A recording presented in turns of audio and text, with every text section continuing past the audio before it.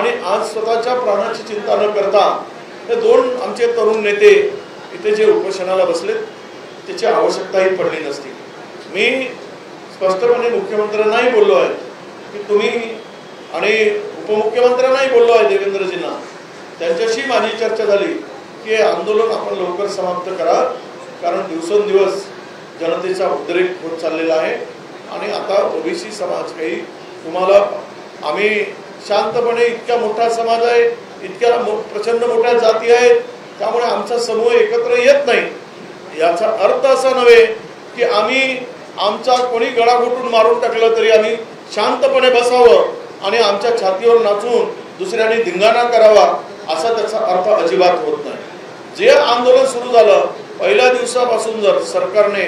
जे आंदोलन सगळ्यांची समान असतात, हक्कासाठी असतात, तुम्ही एका आंदोलनाला एक भूमिका आणि दुसऱ्या आंदोलनाला दुसरी भूमिका कशी स्वीकारू शकता? आज आठवडा झाल्यानंतर सुद्धा तुमच्या सरकारचे हातपाय हलत नसतील आणि तुमचे पाय जर ओबीसीच्या या आंदोलन स्थळाकडे जर येत नसेल, उपोषण स्थळाकडे तुमचं येत नसतील, तर तुमच्या भूमिकेमध्ये नेमकी तुमची भूमिका काय आहे, तुमच्या मनामध्ये काय आहे हे सुद्धा स्पष्ट होण्याची आवश्यकता आहे। म्हणजे ओबीसी 350-400 जातीचा समूह आहे, बारीक बारीक जाती आहे, छोट्या छोट्या जातीमध्ये त्यांची अवस्था इतकी अत्यंत वाईट आहे की आज एक टाइम आणून हातावर आणून पाण्यावर खाण्याची अवस्था अनेक समाजातील लोकांची आहे। त्यामुळे तुम्ही या संदर्भात गांभीर्याने घेतलं पाहिजे, ही मागणी मी त्यांच्याकडे केलेली आहे आणि उद्याला शिष्टमंडळ येणार आहे। या शिष्टमंडळामध्ये तुम्हाला मी सगळ्यांना सांगतो, हे बघा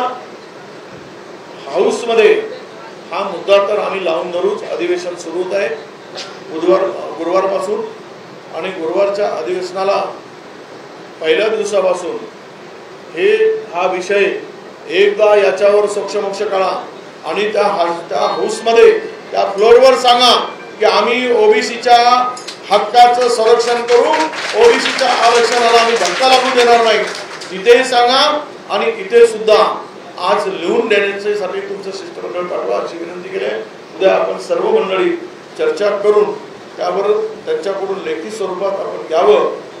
पण मी माझ्या दोन्ही या माझ्या बांधवांना, लहान भावांना माझी विनंती आहे की आपण लढाई खूप लांब लढायची, आपल्याला आपल्या लढाईमध्ये खूप पुन्हा संघर्ष आहे, कारण आपल्या आयुष्यामध्ये 5वीला संघर्ष पुजला आहे, हे काही सहज आणि सोपं नाही आहे। मी माझ्या ठिकाणी झुंजतो आहे, कारण आम्ही ओबीसी मध्ये मोडतो म्हणून आम्हाला काय संघर्ष करावा लागतो याची जाहीर वाच्यता आम्हाला करता येत नाही आणि वेळ प्रसंगी आम्ही तेही मांडू लोकांच्या पुढे, ज्या दिवशी आमच्या नाकातोंडात पाणी येईल त्या दिवशी आम्हाला सुद्धा मुख्याचा मार कधी कधी सहन करावा लागतो राजकारणात असून सुद्धा। पण हे सगळं आपण संघटित नसल्याचा परिणाम हेही आपण सगळ्या ओबीसी बांधवांनी समजलं पाहिजे। आज आपल्याला जे काही मिळतंय ते जे मिळत आहे ते बाबासाहेब आंबेडकरांच्या संविधानामुळे मिळते आहे, त्यांनी ते आम्हाला संरक्षण दिलं आहे। आम्हाला कोणाच्या बापाची कृपा झाली आणि कोणाच्यामुळे आम्हाला मिळते आहे आणि कोणाच्या बाप पुण्याईवर आम्ही जगतो असं कुठेही नाही आहे। आम्हाला आमच्या देवरूपी बापून ज्याच्याकडे आम्ही बघतो ते बाबासाहेब आंबेडकर, महात्मा ज्योतिराव फुले यांच्यामुळे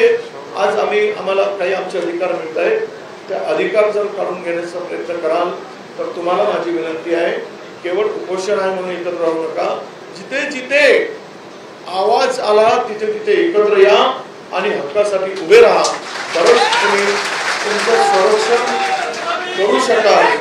आज मला अभिमानही वाटतो